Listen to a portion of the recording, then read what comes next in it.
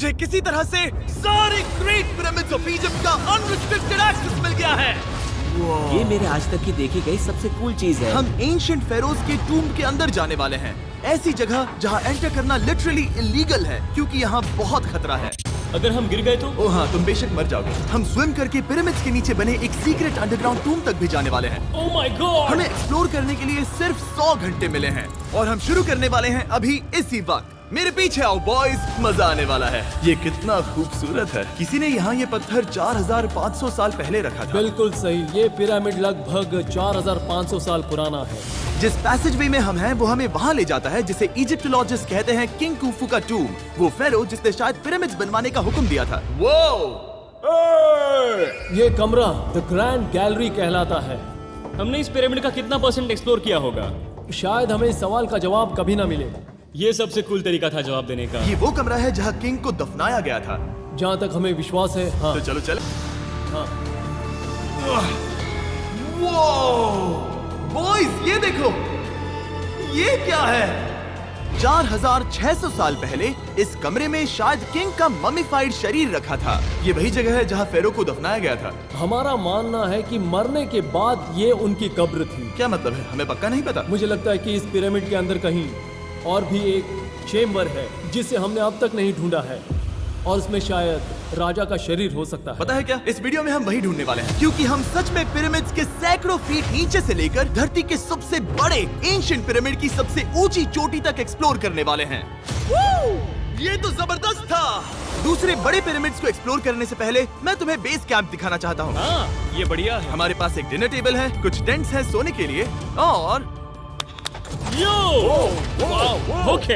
यहाँ तक कि हमने लाइट्स भी लगाई हैं ताकि तुम पिरामिड्स को कैंप से देख सको। ये इस दुनिया की सबसे महंगी नाइट लाइट होगी। ये है वो पिरामिड जिसे हम एक्सप्लोर करने वाले हैं। मुझे सुबह 5 बजे शुरू करना है, तो सब जाके सो जाओ। ये पिरामिड्स अपने समय के लिए इतने टेक्नोलॉजिकली एडवांस थे कि कुछ लोग इनका क्रेडिट प्री इजिप्शियन सिविलाइजेशन को देते हैं, जबकि कुछ लोग तो एलियंस की थियरीज की ओर भी इशारा करते हैं। लेकिन इजिप्टोलॉजिस्ट को यकीन है कि इन्हें पहले के इजिप्शियंस ने अपने किंग्स के टूम्स के रूप में बनाया था। और इस वीडियो के अंत तक हम पता लगा लेंगे कि इनमें से कौन सी थियरी सच है। ठीक है बॉयज, उम्मीद है तुम अगला पिरामिड एक्सप्लोर करने के लिए तैयार हो, द पिरामिड ऑफ खाफरे। आखिर इस विशालकाय रचना की खासियत क्या है? हमें ये समझ आया कि हर पिरामिड के बाहर की केसिंग कैसी दिखती थी। एक जमाने में ये सब ऐसे ही दिखते थे। मतलब जैसे एलियंस ने इन्हें बनाया था वैसे? एलियंस ने नहीं बनाया। रामी हमें धरती के नीचे लगभग 100 फीट खाफरे के पिरामिड में गहराई तक ले गया। यहाँ एक ऐसी जगह है जहाँ इस आधुनिक दुनिया में से शायद ही कोई गया होगा। सच कहूँ तो हमें भी नहीं पता था कि हमें नीचे जाकर क्या देखने को मिलेगा। एंशिएंट इजिप्शियंस के पास कार्डबोर्ड था। हम काफी समय से मानते थे कि किंग काफरा को यहाँ दफनाया गया था, और अब लोग यहाँ पर सामान रख रहे हैं। वो पिरामिड को रिस्टोर कर रहे हैं। जिमी, उन्हें औजार तो चाहिए होंगे ना? यानी कि असली बरियल चैम्बर कहीं और है। हाँ, रामी हमें उस रूम में ले गया जहाँ किसी जमाने में किंग काफरा की बॉडी को दफनाया गया था। मुझे एक बड़ी सीलिंग दिख रही है। दुर्गा, हम इस पिरामिड के बहुत अंदर है। हम पहुँच गए किंग काफरा का असली बरियल चेम्बर। मैंने इससे अच्छी चीज आज तक नहीं देखी। भाई क्या बात है! ये क्या है? रुको, उस तारीख को देखो। जिसने ये लिखा है उसी ने टूम को डिस्कवर किया था। ये उसका दावा है कि उसने इस टूम को डिस्कवर किया था। फेरो को यहीं दफनाया गया था। किंग काफरा के मरने के बाद उन्हें यही रखा गया था। इसके अंदर लेटना अपमानजनक तो नहीं होगा? अगर मैं तुम्हारी जगह होता तो उसकी जगह श्राप को लेकर ज्यादा डरा होता। वैसे उस शराब से क्या होता है? नहीं। ठीक है, चलो शराब के लगने से पहले यहाँ से निकलते हैं। ओह माय गॉश, ये पिरामिड तो शानदार था। राजा का मकबरा हमारे ज्यादातर सवालों का जवाब नहीं दे पाया, लेकिन पिरामिड्स के नीचे गहराई में स्थित अंडरवर्ल्ड का एक दरवाजा शायद वो चीज है जिसकी हमें तलाश थी। ये गॉड ओसिरिस का टूम्ब है जहाँ बहुत ही ओह कम माय गॉड इंसान गए हैं। हम क्या कर रहे हैं? और जाहिर सी बात है अंडरवर्ल्ड के देवता का टूम्ब भी काफी गहराई में होगा। अब ये क्या है? ये देखकर तो बहुत गहरा लग रहा है। काल, पहले तुम जाओ। Oh my gosh, oh my gosh, वो इतने आराम से नीचे कैसे जा रहा है? ये बस एंट्रेंस है काल। हाँ, अंडरवर्ल्ड के गॉड के पास जाने का। ये सीढ़ी काफी लंबी है। ये सच में बहुत गहरा है। अगर तुम गिरे तो ओह हाँ, तुम पक्का मर जाओगे। हाँ। अब तो सच में डर लग रहा है। मुझे इसमें मजा नहीं आ रहा है। और जहाँ हम सब पहले से ही डरे हुए थे, वहाँ आगे जाके हमें ये दिखा। 3000 साल पुराना इंसान। मैंने इसे हाथ में क्यों पकड़ा है? ये खोपड़ी का हिस्सा ये है? एक खोपड़ी है। हाँ। Oh my God! जब हम नीचे जाएंगे हम इतनी गहराई में होंगे कि ऑक्सीजन की कमी से बेहोश होने का भी खतरा रहेगा। बिल्कुल सही। अब चैंडलर ओजाइरिस की कब्र की ओर बढ़ रहा है। ठीक है, ये मैं चला। ओह, मैं पानी में हूँ। वो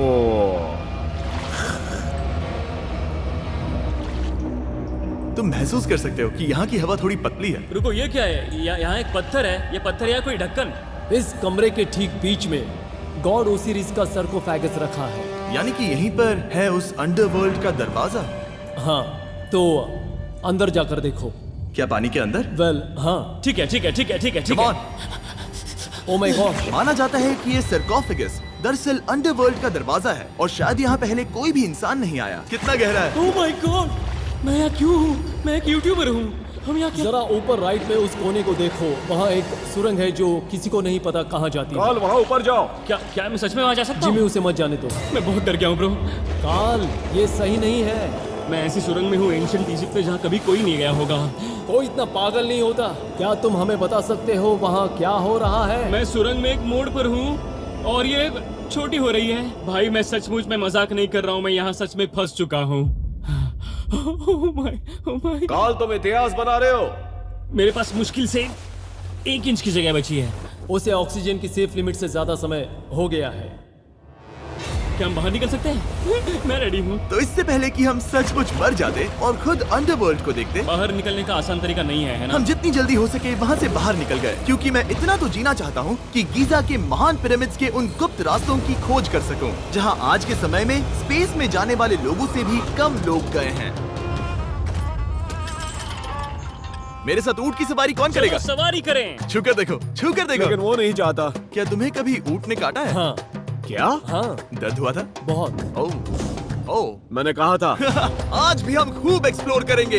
विश्वास नहीं हो रहा। चैंडलर, तुम ठीक हो? ओह, नहीं, खींचो खींचो।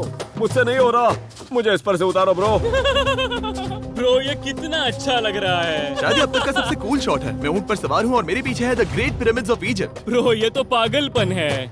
और अब गीजा प्लेटो के डायरेक्टर हमारे साथ तीसरे पिरामिड की खोज के लिए जुड़ रहे हैं, द पिरामिड ऑफ मेनकाउरे। अगर आप नीचे देखेंगे तो आपको अभी भी 4600 साल पुराना ग्रेनाइट दिखेगा। ये इलस्ट्रेशन आपको दिखाएगा कि ये पहले कैसा दिखता होगा। वाओ! लेकिन अब 5000 साल बाद ये कुछ ऐसा दिखता है। ये है मेरा दोस्त नोलन। क्या हम उसे वहाँ झांकने के लिए भेज सकते हैं? हाँ। मुझे ऐसा करने को मिला जो आमतौर पर गैर कानूनी है। नोलन संभल कर। क्या आप नोलन पर चिल्लाना शुरू कर सकते हैं? वो डर जाएगा। किसी भी पिरामिड पर चढ़ने के ज्यादा मौके नहीं मिलते। मैं तो ये मौका नहीं गंवाने वाला। रुक जाओ, तुम नीचे आओ। नीचे नीचे आओ। नीचे? हाँ नीचे। ठीक है। नोलन बहुत हुआ, तुम्हें नीचे आना होगा। चलो। हाँ, मैं नीचे आ नीचे रहा हूँ। आओ अभी। चलो जल्दी आओ। अच्छा रुको, ये मजाक कर रहे हैं। चढ़ते रहो। ये एक मजाक था। ओह माय गॉड, तुमने मुझे डरा दिया था। ओह माय गॉड, मुझे लगा कि मैं आज गिरफ्तार हो जाऊंगा। आगे बढ़िए सर। चलो शुरू करें। वो रुको रुको, कैमरा नीचे करो। यहाँ इतना अंधेरा क्यों है? क्योंकि हमने लाइट बंद की थी। ओह, तो ये बात थी। ठीक है, रास्ता दिखाइए। पिरामिड की इन सीढ़ियों ने हमें जमीन में 100 फीट नीचे उतार दिया, जहाँ एंशिएंट इजिप्शियन इतिहास में पहली बार डेकोरेटिव कार्विंग्स की गई थी। ये क्या है? झूठे दरवाजों का डेकोरेशन। फर्स्ट डायनेस्टी के किसी भी पिरामिड में नक्काशी नहीं थी, सिर्फ इस पिरामिड को छोड़कर। तो इसे 4-5 हजार साल पहले बनाया गया था। 4600 साल पहले। पिरामिड की ओर गहराई में जाते हुए अगली सुरंग हमें एक ऐसी जगह ले गई जिसे कहते हैं मेनकाउरे का एंटी चैम्बर। वो यहाँ पर तो बहुत सारा इतिहास है। उस कमरे में क्या है? मैं तुम्हें बता सकता हूँ, वहाँ कुछ नहीं आप है। वहाँ ऊपर गए हैं? नहीं, तो फिर कैसे पता वहाँ कुछ क्योंकि मैं नहीं? यहाँ से देख सकता हूँ। वहाँ देखो, ओह। बस एक सुरंग है और कुछ नहीं। हाँ, मुझे अभी दिखाई दिया। हाँ। सवाल पूछना जरूरी है। द पिरामिड ऑफ मेनकाउरे, जो अपने कॉम्प्लेक्स पैसेजवेज के लिए जाना जाता है, वो हमें ले गया उसके बरियल चेम्बर तक। तो ये है किंग का कमरा और इसकी गुंबद नुमा छत भार को झेलने के लिए बनाई गई थी। उन्होंने 5000 साल पहले ये सब कैसे जाना? अगर तुम पिरामिड बना सकते हो तो कुछ भी बना सकते हो। हाँ, कुछ भी कर सकते हो। कुछ भी कर सकते हो। बाहर आते वक्त मेरे मन में एक सवाल आया, इस पिरामिड के बाहर 3 और छोटे पिरामिड्स क्यों बने हैं? ये 3 छोटे पिरामिड्स क्या हैं? मेनकाउरी ने अपनी 3 पत्नियों के लिए ये छोटे पिरामिड्स बनवाए थे। तो मेनकाउरी की 3 बीवियां थीं और ये उनकी कब्रें हैं। हाँ। नोलन, इधर आओ। Nolan, God. उसकी 3 बीवियां हो सकती है, तो तुम एक तो ढूंढ ही सकते हो। हाँ, मेरी कोशिश पूरी है। मुझे एक मम्मी मिली है, वो पैसों की मांग नहीं करेगी, वो हमेशा तुम्हारी सुनेगी, ज्यादा बात नहीं करेगी। ये तुम्हारे लिए सही आइडिया तुम है। मुझे एक मम्मी दे रहे हो? हाँ, तुम्हारा प्यार ढूंढने के लिए हम क्या क्या नहीं करते। अशरफ के साथ हमारा सफर खत्म होने वाला था, लेकिन पहले मैं उनसे एक बात क्लियर करवाना चाहता था। क्या एलियंस ने पिरामिड्स नहीं बनाए? एलियंस कम ऑन, मेरा दिल मत तोड़ो। तो हमारे पास पूरे इजिप्ट में 124 पिरामिड्स हैं। तो हर बार मैं एलियंस को बुलाऊं, आओ मेरे लिए पिरामिड बनाओ, ऐसा नहीं हो सकता। ये सब हाँ। इजिप्शियंस ने बनाया है। जरीक, क्या फिर से एलियंस की बात मत करना। इन्हें नहीं- इजिप्शियंस ने बनाया है। तुम एक पिरामिड बना सकते हो तो फिर तुम कुछ भी कर सकते हो। चलो